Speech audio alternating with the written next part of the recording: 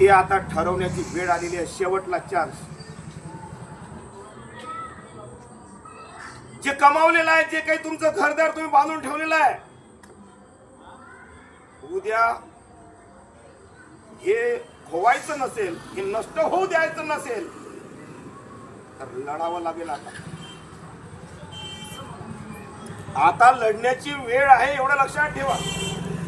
आणि जर आम्ही लढू शकलो नाही, आमच्या लेकरांना जर आम्ही लढवय्य बनवलं नाही, तर असलेली संपत्ती मात्र विकून समोरची पिढी जी आहे पुन्हा दुसऱ्या झोपडपट्टीमध्ये जाईल, एवढं लक्षात ठेवा. हे येणार, 100% होणार. त्याच्या आशेवरती आरक्षण खतम झालं, प्रायव्हेटायझेशन आलं, आता काही अपेक्षा ठेवू नका. तर म्हणून सांगतो, हे जर सुरक्षित तुमचं ठेवायचं असेल तर तुम्हाला सत्तेत जावं लागेल. आणि सत्तेत गेले तरच तुम्ही लक्षात ठेवा तुमचं संरक्षण करू शकाल. आणि ती शेवटला चान्स महानगरपालिका ग्राउंड लेवलवरती आहे, बेसमेंट आहे, तुमचा जो आहे फाउंडेशन आहे. जसं घराचं फाउंडेशन मजबूत पाहिजे म्हणतो ना, तसं सर्वात याचं फाउंडेशन जे आहे, नगरसेवकाची, सरपंचाची निवडणूक आहे, ग्राउंड लेवलवरची निवडणूक आहे, ती आपण जिंकली पाहिजे. कारण तुम्हाला ते बनू देणार नाही, नगरसेवक सुद्धा बनू देणार नाही. कारण खऱ्या आंबेडकरी लोकांना नगरसेवक सुद्धा बनू देणार नाही, एवढं लक्षात ठेवा. कारण की त्यांना माहिती आहे की तुमच्यामध्ये लय ताकद आहे, आंबेडकरी लोकांमध्ये. पूरे भारत को हिला सकते आप लोग, इतनी ताकत आप लोगों में. सिर्फ आंबेडकरी और क्रांतिकारी महापुरुषों को अपनाने वाले. तुमचा नगरसेवक जरी निवडून आला ना, तरी तो इथला जो आमदार असेल की नाही, त्याच्यापेक्षाही जो काम करेल, एवढं लक्षात ठेवा. पण तो आंबेडकरी समुदायाचा आणि स्वतःच्या डोक्याने चालणारा असला पाहिजे, एवढं लक्षात ठेवा. पण तो मात्र आंबेडकरी खरा प्रतिनिधी असेल आणि तो जर निवडणुकीमध्ये उभा राहिला तर त्याला निवडून कसं नाही येऊ द्यायचं. हे बीजेपी, काँग्रेस, राष्ट्रवादी, शिवसेना आणि त्यांचे जे काही अजून सहकारी पक्ष आहे ते तुमचा नगरसेवक होऊ देणार नाही. पण मात्र तुमच्याजवळ एवढी मोठी संख्या आहे, आपलं कुटुंब एवढं मोठं आहे की तुम्ही निवडून आणू शकता. फक्त फितूर होऊ नका, विकू नका.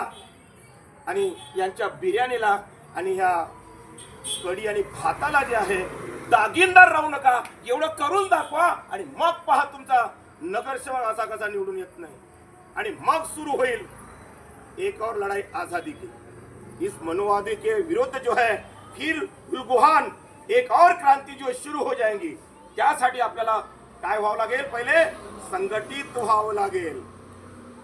म्हणून बुद्धांच्या भाषेमध्ये म्हटलं जात आहे, संगम शरणम गच्छामी, संघटित हो जाओ पहिले.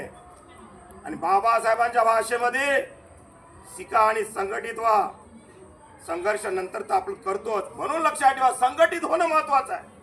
संघटित तुम्ही नाही होऊ शकले तर लक्षात ठेवा तुमच्यासाठी लढणारा कोणी येणार नाही, लक्षात ठेवा. म्हणून संघटित व्हावं लागेल. येणाऱ्या कोणत्याही निवडणुकीमध्ये इथं लागू द्या, किती भांडे येतात तर, किती चुली मांडतात तर मांडू द्या. पण बिर्याणीला तुमच्या एका जेवणानं तुमचे काही 12 महिने निघत नाही. तुमचे 12 महिन्याचं जेवण देतात का ते लोक? तुम्हीच भागवता. मग त्यांच्या एका दिवसाच्या बिर्याणीनं तुमचं काय 12 महिन्याचं पोट भरणार आहे, आपलं कुटुंब काय चालणार आहे. म्हणून लक्षात घ्या, विकू नका यांच्या एका बिर्याणीच्या प्लेटमध्ये, यांच्या चिवड्यामध्ये विकू नका, एका केळीमध्ये विकू नका, एका समोश्यामध्ये विकू नका आपलं मत. आणि आम्ही मत विकतो म्हणजेच आम्ही गद्दारी करतो, एवढं लक्षात ठेवा. आम्ही बाबासाहेबांना जे आहे धोका देतो आहे, एवढं लक्षात घ्या.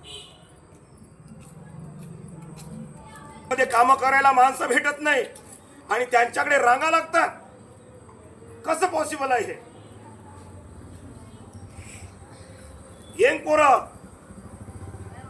इथे भेटत नाही आमच्याकडे आमच्या चळवळीमध्ये, बाबासाहेबांच्या चळवळीमध्ये काम करायला. पण मात्र जे बीजेपी आणि काँग्रेसकडे असे लोक जे आहे ना, आमचे पोरं गिरं आम्ही पाहतो. आणि इथं आमच्याकडे जे आहे जागा रिक्त आहे, काम करायला कोणी नाही. ही अशी परिस्थिती का?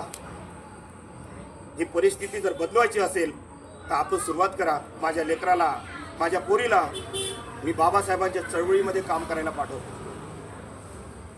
जयंती करणं मी असं नाही म्हणत की करू नका.